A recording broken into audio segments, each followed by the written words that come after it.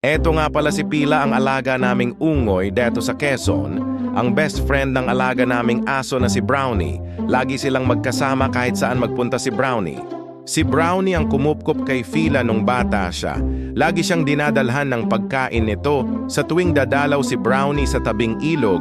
At simula noon ay naging magkaibigan sila at lagi nang sumasama sa kanya. Si Fila ay mahilig kumain ng buko, mga insekto na nakikita sa kapaligiran. Pero di siya kumakain ng saging at di ko alam kung bakit.